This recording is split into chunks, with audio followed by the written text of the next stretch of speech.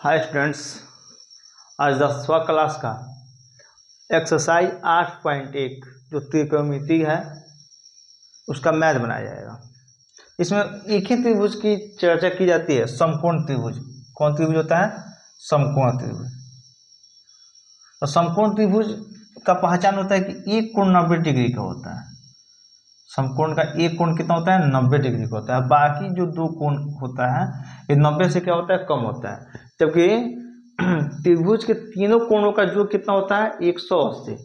इसमें एक कोण का मान ऑलरेडी 90 होता है और दोनों कोण को मिला दिया जाए तो अब इसका नंबर होगा। तो दोनों कोण को मिला का योग कितना होगा? 90 और एक कोण क्या है? 90। 180 हो गया। लेकिन समकोण त्रिभुज में एक कोण कितना का होता है? 90 का होता है। हम पहचान लेंगे कि समकोण त्रिभुज है। समकोण त्रिभुज का नाम दे देते हैं ए, बी और सी।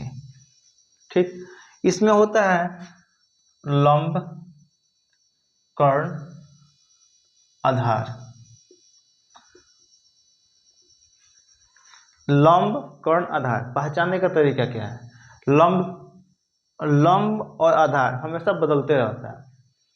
कोण के अनुसार लंब और आधार बदल जाएगा, लेकिन कर्ण कभी नहीं बदलेगा।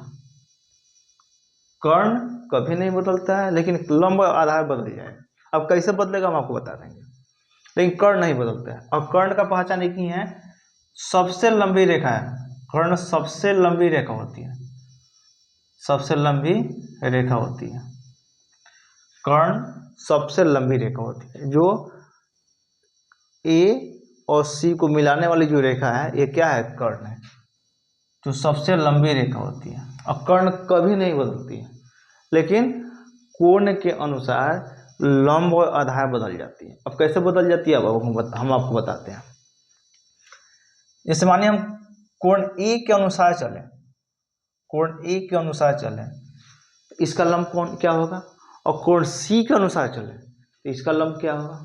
दोनों का लंब तो बदल जाएगा। तो पहचानने का एक तरीका होता है, पहचानने का एक क्या होता है? तरीका। समकोण त्रिभुज एक नया बना दे रहा हूं। समकोण त्रिभुज में एक कोण कितना का होता है? 90 का होता है। नाम दे दिया जाए ए, बी और सी। ठीक है। अब हम बोले हैं कर्ण कभी नहीं बदलता है, कर्ण कभी नहीं बदलते, हमेशा फिक्स होता है। लेकिन लंब और आधार बदल जाएगा। अगर हम बोल दें कि एंगल ए का लंब क्या होगा और एंगल सी का लंब क्या होगा, तो पहचानने का एक ही तरीका होता है।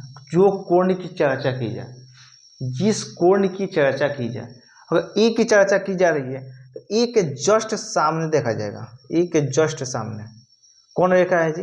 बी है। एक कोण ए के सामने कौन सा रेखा है? B C. तो कोण ए के लिए लंब कौन हो जाएगा? बी सी हो जाएगा। कोण ए के लिए लंब बी सी क्या हो जाएगा? लंब हो जाएगा, कोई दिक्कत नहीं। और एंगल सी के सामने कौन रेखा है? एंगल सी के सामने कौन सा रेखा है? एंगल सी के सामने कौन सा रेखा है? A B. इसका लंब कौन हो जाएगा? ए बी हो जाएगा।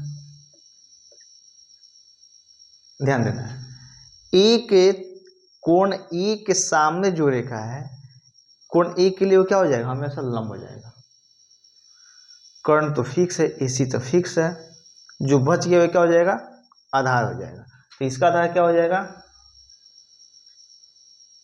ए के सामने बीसी है जो लंब हो गया, तो ए भी क्या हो जाएगा? आधार हो जाएगा। ए भी क्या है? आधार। कोई दिक्कत? और एंगल सी से देखा जाए, एंगल सी से देखा जाए तो ए भी क्या है? लंब है। तो बीसी क्या हो जाएगा? आधार क्या हो जाएगा? बीसी हो जाएगा। बस पहचानने का तरीका ये, जो एंगल पूछा जाए उसके जस्ट सामने जो रेखा है वो उसका लंब है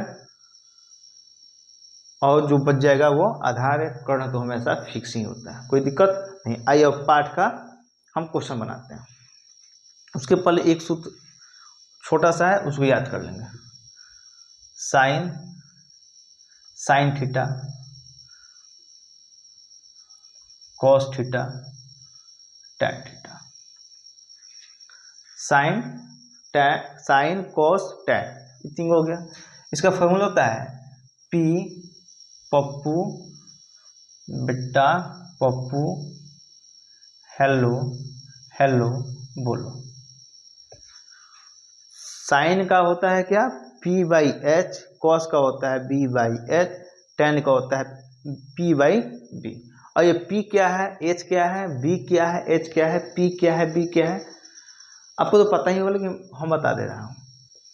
पी मतलब होता है परपेंडिकुलर, पी का मतलब क्या होता है, परपेंडिकुलर यानी लंब, परपेंडिकुलर क्या हो गया, लंब। और एच मतलब हाइपोटेनस यानी आधार, सॉरी कर्ण। बी हो गया बेस, बेस मतलब आधार, बेस मतलब आधार, हाइपोटेनस यहाँ तक कर्ण हो ही गया। और पी से होता है परपेंडिकुलर यानी लंब, और बी का मतलब होता है बेस यानी आधार। और तो पता चल गया ना। साइन थीटा का क्या होता है, लंब बटा कर्ण यानी P by H. Cos theta क्या होता है, बी बाई एच यानी आधार बटा कर्ण। टेन थीटा क्या होता है, पी बाई बी लंब बटा आधार। हो गया। अब इससे क्या होगा ना, ये तो हम समझ गए, एंगल समझ गए कि जिस एंगल की चर्चा की जाए जस्ट सामने वाला रेखा क्या होता है, उसका लंब होता है। और ये फॉर्मूला हम याद जब कर लेंगे तो मैथ बनाना बहुत आसान हो जाएगा। एक मैथ बना कर देखा जाए।